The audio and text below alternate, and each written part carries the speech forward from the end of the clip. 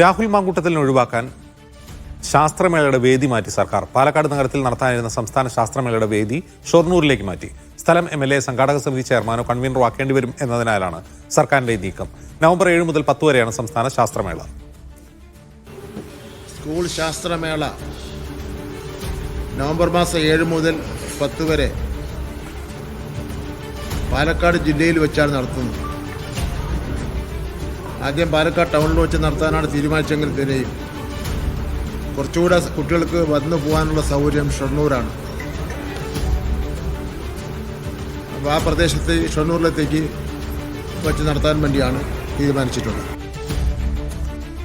സാജിദ് അജ്മൽ വിവരണമായി ചേരുന്നു. സാജിദ്, മന്ത്രി പറയുന്നത് ആളുകൾക്ക് വന്നു പോകാൻ എളുപ്പം, കാരണം ഷൊർണൂർ റെയിൽവേ സ്റ്റേഷനൊക്കെ ഉള്ളതുകൊണ്ടാണ് എന്ന രീതിയിലാണ്. പക്ഷേ യഥാർത്ഥ ഉദ്ദേശം രാഹുൽ മാങ്കൂട്ടത്തിലിനെ സംഘാടക സമിതിയിൽ നിന്ന് ഒഴിവാക്കുകയാണോ?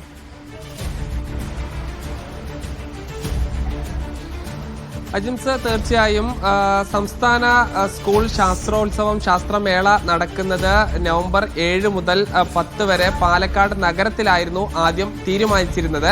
അത് പിന്നീട് ഈ ഷൊർണൂരിലേക്ക് മാറ്റുകയായിരുന്നു. ഇതിന് പ്രധാനപ്പെട്ട ഒരു കാരണമായി പറയുന്നത് റെയിൽവേ സൗകര്യവും മറ്റും പരിഗണിച്ച് എന്നുള്ളതാണ്. പക്ഷേ അത് സർക്കാർ അതിലൂടെ, വിദ്യാഭ്യാസ വകുപ്പ് അതിലൂടെ ലക്ഷ്യം വെക്കുന്നത് ഈ സംഘാടക സമിതിയുടെ ചെയർമാൻ അല്ലെങ്കിൽ കൺവീനറായി സ്ഥലം MLA ആണ് തെരഞ്ഞെടുക്കുക.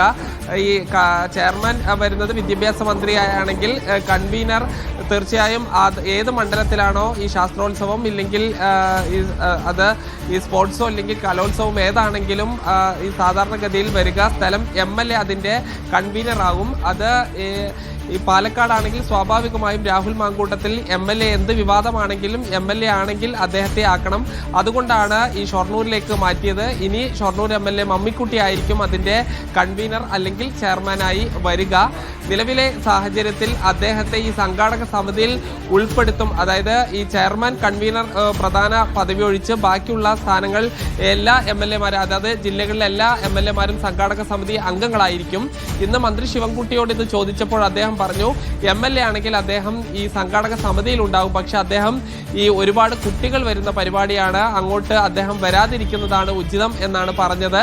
അത് പ്രതിഷേധവും അതോടൊപ്പം തന്നെ ഈ കുട്ടികൾ അവിടെ വരുമ്പോൾ രാഹുൽ മാങ്കൂട്ടത്തിനെ പോലുള്ള ഒരാൾ ഇല്ലാതിരിക്കുന്നതാണ് ഉചിതം എന്നു കൂടിയാണ് വിദ്യാഭ്യാസ മന്ത്രി പറഞ്ഞു വെക്കുന്നത്. ശരി സാജിദ്.